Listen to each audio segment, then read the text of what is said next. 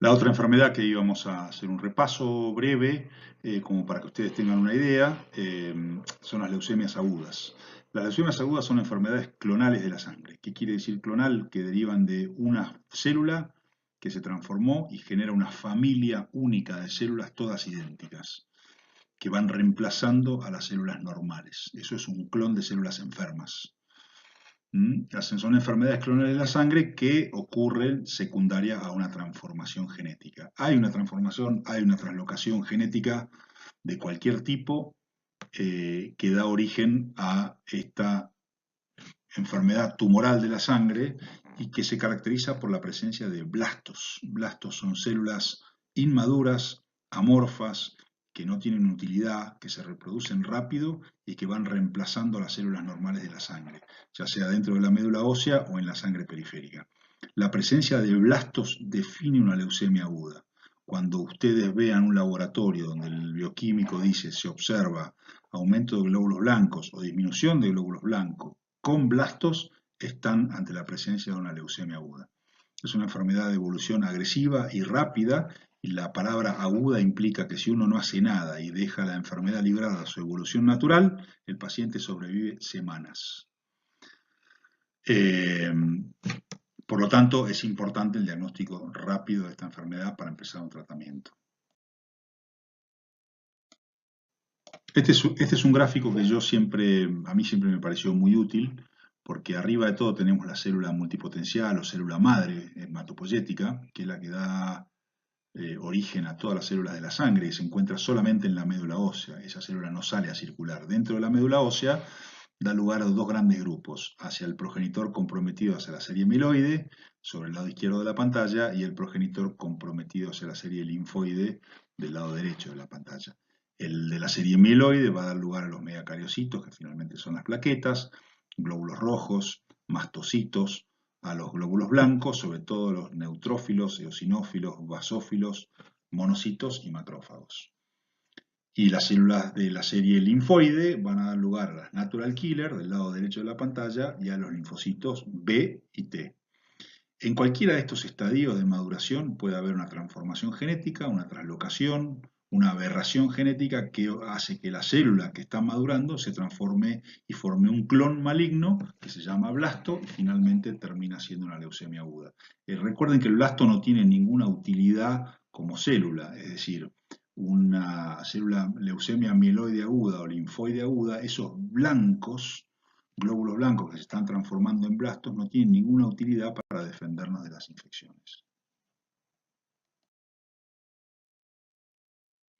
Esto es otro gráfico que también me parece muy útil. De arriba está el hueso que representa la médula ósea y están las células madre hematopoyéticas que dan origen sobre el lado izquierdo a los progenitores mieloides, plaquetas, eosinófilos, basófilos, neutrófilos y monocitos, y glóbulos rojos también. Cualquiera de esos, en sus diferentes estadios de maduración, llevan diferentes estadios de maduración, desde el más inmaduro hasta que se transforman en células adultas, y en cualquiera de esos estadios se puede transformar hacia un blasto. Y del lado derecho, la progenitora linfoide, que es exactamente lo mismo. Puede dar origen a una leucemia linfoblástica aguda T o leucemia linfoblástica aguda B, ya sea que la transformación ocurre en los diferentes estadios de maduración de los linfocitos.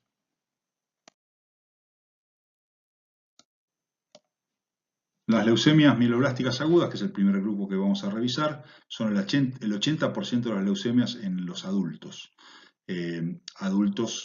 Consideremos pacientes de 18 años para arriba. El 80% de las leucemias agudas en los adultos son mieloblásticas. La incidencia es de 4 casos cada 100.000 habitantes. Es decir, que más o menos en Salta debería haber entre 40 y 50 casos por año solamente de leucemia mieloblástica aguda. Y la relación de hombres hacia mujeres es de 5 a 3, y esto es muy importante que los que se van a quedar a vivir acá y van a ejercer la medicina en Salta, que recuerden que tiene asociación con químicos, como agroquímicos, fertilizantes, el tabaco, la radiación y la quimioterapia previa en pacientes que han tenido otros cánceres y que por la quimioterapia que recibieron, eso provocó una transformación genética que años después se transforma en leucemia aguda. Y se asocia con anomalías genéticas muy específicas, con la trisomía 21, el síndrome de Down, con la anemia de Fanconi. Pero es importante recordar que en zonas de agroquímicos, fertilizantes, la incidencia de leucemia es más alta. Esto es un gráfico de lo que va ocurriendo en el diferente estadio de la maduración hacia una leucemia aguda, digamos, ¿no? Hay un grupo de neoplasias hematopoyéticas que son de las, digamos, del precursor mieloide que yo les mostré en el gráfico anterior. Cualquiera de esas células puede transformarse en una leucemia mieloblástica aguda. Hay una proliferación de células neoplásicas que se llaman blastos, y el precursor comprometido a la serie mieloide es incapaz de proseguir con su diferenciación. Entonces, ¿qué es lo que ocurre? Que esos blastos tienen mayor capacidad de reproducción, se reproducen más y más rápido que el precursor comprometido hacia la línea de maduración, y dentro de la médula ósea y la sangre periférica se llena de blastos que reemplazan el tejido normal de la médula ósea. Por lo tanto, el paciente tiene déficit de producción de células mieloides maduras, tiene anemia, tiene plaquetopenia y tiene leucopenia.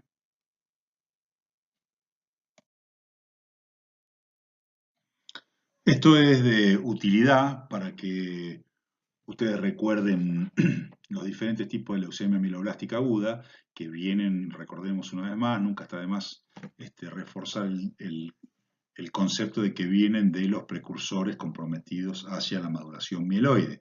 Con lo cual, fíjense, el estadio M es de mieloide, el estadio M0 es mínimamente diferenciada, es decir, es un blasto muy, muy inmaduro y es una leucemia recontraagresiva. Después el M1 es sin maduración, el M2 es con maduración, después el M3 es con maduración promielocítica, y ahí ya se va diferenciando: mielomonocítica, monocítica, eritroleucemia, que es una leucemia de glóbulos rojos, y la megacariocítica, que es una leucemia de las plaquetas. Eso existe y hay que entenderlo como que cualquier precursor comprometido a la serie mieloide puede dar lugar a una leucemia. Existe la leucemia de glóbulos rojos, se llama eritroleucemia, y existe la leucemia de plaquetas, que se llama leucemia megacariocítica.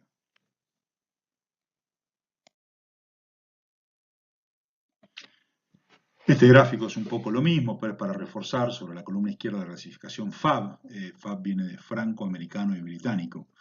Franceses, los americanos y los británicos, que se juntaron a hacer una clasificación, y M es de mieloblástica, y los diferentes estadios de la leucemia, la mínimamente diferenciada, que es la más agresiva, corresponde a serie granulocítica, y así vamos bajando. La M5 es monoblástica monocítica, que es de la leucemia por transformación de los monocitos. La M6 es la transformación de los glóbulos rojos, que se llama eritroleucemia, y la M7 es la megacariblástica. Las que están entre M0 y M5 son generalmente de la serie granulocítica y monocítica.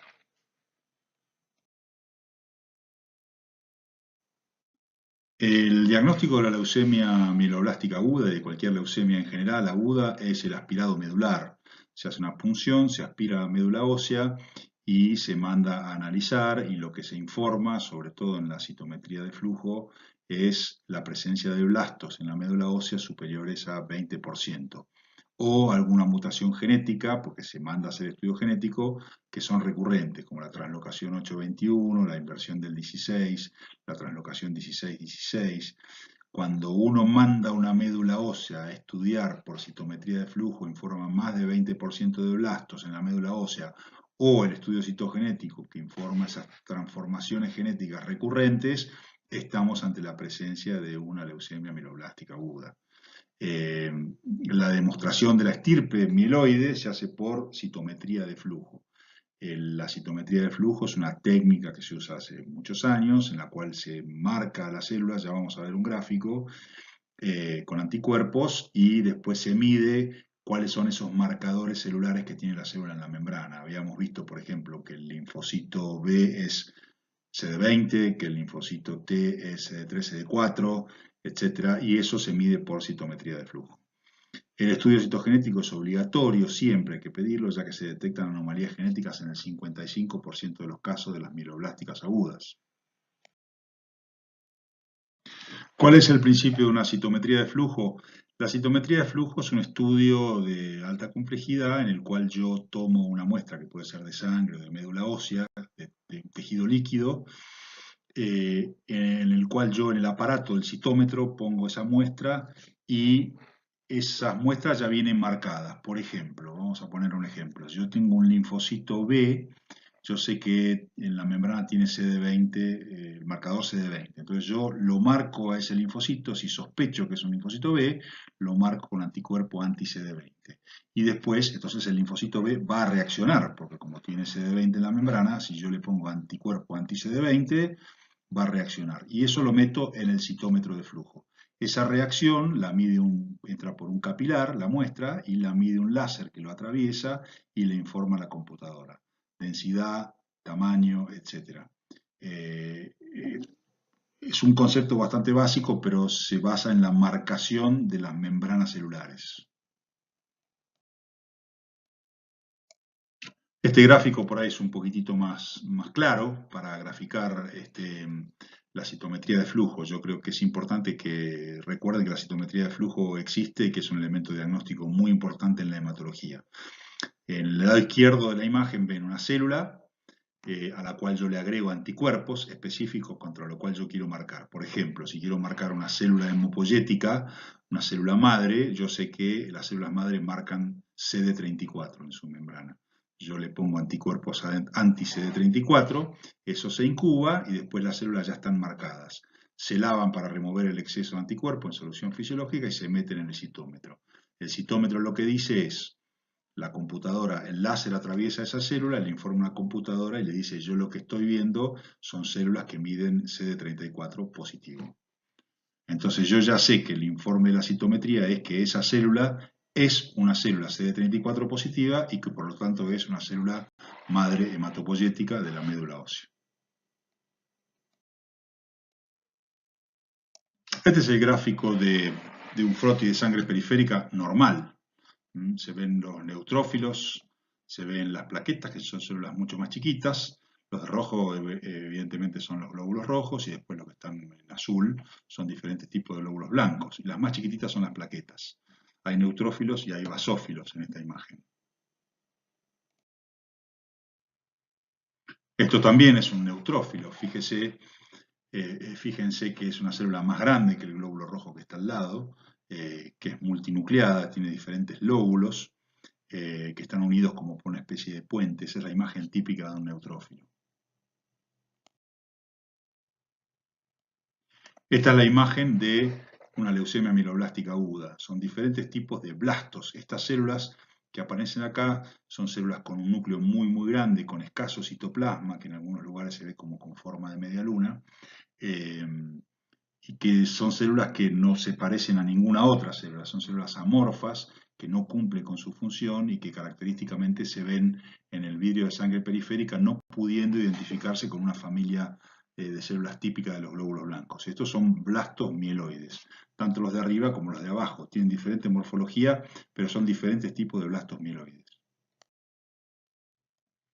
Vamos a hacer un ejemplo de sospecha diagnóstica. Yo tengo un paciente de 52 años. Recuerden que la mieloblástica aguda es la leucemia más frecuente aguda en adultos, que se presenta con decaimiento y fiebre prolongada. Al examen físico le veo palidez, hematomas en las zonas de apoyo. Le pido un laboratorio y presenta un hematocrito de 28%, 22.000 blancos, que es un poco más del doble del normal, con formas inmaduras que me informa el bioquímico que vio el frotis en el microscopio, con 35% neutrófilos, que es bajo, y las plaquetas de 48.000. Le pido al bioquímico que me guarde el frotis, el vidrio, para revisar yo en el microscopio, y lo que veo son estas células grandes, mucho más grandes que el glóbulo rojo, con un núcleo bien grande, con la cromatina densa, con poco citoplasma, y con estas imágenes en bastoncillos que se llaman bastones de Auer, que están pegadas al núcleo, como un palito que tienen al lado. Eso se llama bastones de Auer, que es una imagen típica de leucemia mieloblástica aguda. Es una célula amorfa, que no tiene forma y no se parece a ninguna de las células características de la sangre, de los glóbulos blancos.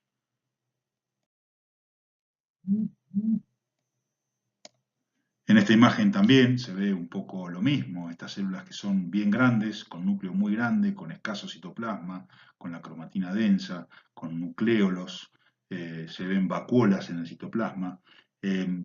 También corresponden a blastos que no tienen parecido con ninguna célula normal. Bueno, en base a esto que hemos descrito, ¿cuáles son los signos y síntomas de la leucemia mieloblástica aguda? Bueno, están los relacionados con la deficiente producción medular. Recuerden que tenemos blastos, que son células inmaduras, que se reproducen más rápido y que van reemplazando el tejido normal de la médula ósea. Eso produce anemia, por lo tanto el paciente puede tener fatiga, disnea, astenia, sobre todo si son pacientes mayores de edad. Puede tener infecciones, el paciente puede referir fiebre, fiebre de corta duración o de origen desconocido, fiebre prolongada. O puede tener hemorragias, gingivorragia en las encías, hematomas, el paciente que sangra por la nariz sin causa clara, tiene epistaxis. Y al examen físico, ¿qué es lo que voy a ver? Bueno, palidez de piel y conjuntivas, voy a ver petequias por la falta de plaquetas, infiltración por blastos, es una cosa relativamente infrecuente de ver, perdón, lo que se llama el sarcoma amiloide, pero los blastos a veces hay tanta cantidad que infiltran tejidos blandos. Y se ve como una tumoración de partes blandas, que si uno lo analiza, es una acumulación de blastos mieloides. Se llama sarcoma amiloide. En los ojos puedo tener hemorragias en el fondo de ojo y en la orofaringe una hipertrofia gingival. Esta es una imagen que no es siempre que se ve, pero es frecuente verlo en las leucemias mieloblásticas agudas, en las promielocíticas y en las mielomonocíticas, la hipertrofia gingival. Si ustedes recuerdan siempre ante una hipertrofia gingival de este tipo pensar en una leucemia aguda, creo que van a haber ganado mucho tiempo pensando en otros diagnósticos alternativos. Esta imagen corresponde a un sarcoma amiloide de la piel, en lo que les describía antes. Hay tanta cantidad de blastos que se van acumulando en tejidos blandos, en este caso en la piel. Vamos a hacer una breve revisión de la linfoblástica aguda, pero tenemos que volver al gráfico inicial donde veíamos los diferentes progenitores comprometidos hacia la serie mieloide-linfoidea. Y la leucemia linfoblástica aguda es la consecuencia de transformación maligna de esos progenitores comprometidos hacia la serie linfoide. También, como toda leucemia aguda, tienen capacidad de expandirse, forman un clon propio que se reproduce más rápido y más agresivamente que las células normales de la sangre y van reemplazando el tejido de la médula ósea. Acá simplemente les puse el gráfico para que no tengan que volver hacia arriba. En la parte derecha de la pantalla van a ver todos los progenitores comprometidos hacia la serie linfoide y la transformación maligna en cualquier estadio lleva a la leucemia linfoblástica aguda. Este gráfico es simplemente para que recuerden que la leucemia linfoblástica aguda es característica en la edad infantil. Casi la totalidad de las leucemias agudas en los niños son linfoblásticas. Y más del 80% de las leucemias linfoblásticas, si bien pueden ocurrir en adultos, son niños.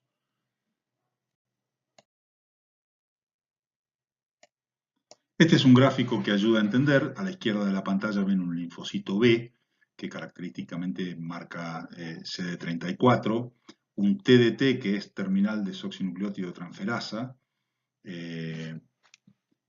y lo que no se ve es el CD20, que es característico del linfocito B, se salió de la pantalla. Y el lado derecho ven los linfocitos T, que también marcan CD34, porque vienen de la médula ósea. El CD34 es un marcador de célula madre hemopoyética, o sea que lo marcan tanto los linfocitos B como los linfocitos T, lo conservan desde el inicio. Pero el linfocito B además tiene CD3, que está arriba, que no se ve bien, y CD2. Entonces, cada uno de estos tiene sus marcadores comunes, que vienen de la médula ósea, y sus marcadores propios y específicos. Entonces, yo tomo una muestra, mando a hacer citometría de flujo, y la citometría de flujo ya me da el panorama de si la leucemia linfoblástica es por linfocitos B o por linfocitos T.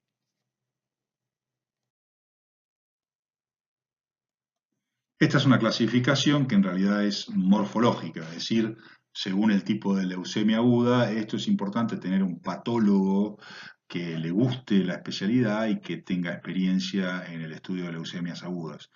L1, L2 y L3 es de acuerdo a la morfología de la célula, el tamaño celular, la cromatina, la forma del núcleo, el nucleolo, el citoplasma, la basofilia y la presencia de vacuolas. Esto es una información que da el patólogo si tiene buena experiencia, es decir, la clasificación morfológica.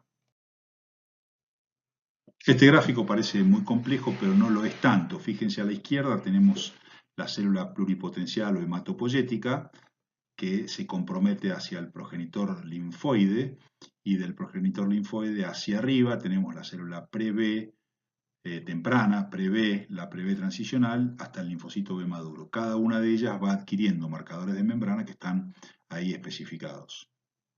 Y abajo tenemos los linfocitos T, desde el timocito maduro, intermedio, el timocito tardío, hasta el linfocito T maduro. Y también cada una de esas va marcando y adquiriendo marcadores propios de membrana que van haciendo que uno los pueda identificar mediante la citometría de flujo. Entonces, en cualquier estadio de estos en que el linfocito se transforme, uno puede identificarlo a través de la citometría de flujo, si es inmaduro, medianamente maduro o maduro completamente.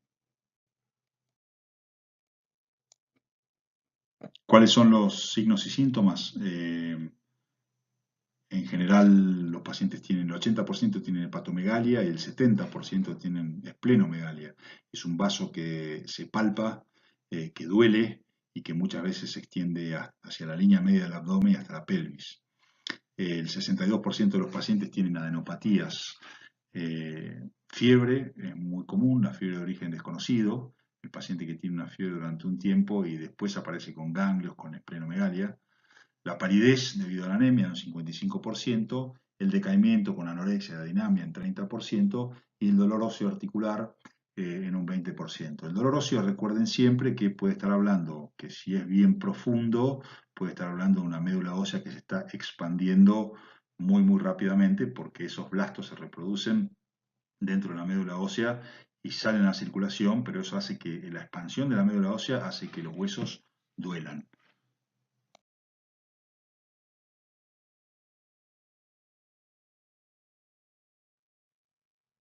Esto es un gráfico de cómo el exceso de blastos, cuando ustedes tienen siempre que pensar que cuando un paciente produce mucho blasto en su médula ósea, esos blastos a algún lado tienen que ir. No tienen un ámbito natural donde puedan vivir, entonces van a algún lado. Pueden infiltrar la piel, pueden infiltrar tejidos blandos, pueden infiltrar el sistema nervioso central, pueden ir a cualquier lado, pueden alojarse en un ganglio y hacer que el ganglio aumente de tamaño, pueden alojarse en el vaso y hacer que el vaso aumente de tamaño, de hecho vimos recién que ocurre muy frecuentemente. Siempre los blastos se producen más rápido, en exceso, gran cantidad, reemplazan al tejido normal y a algún lado tienen que ir.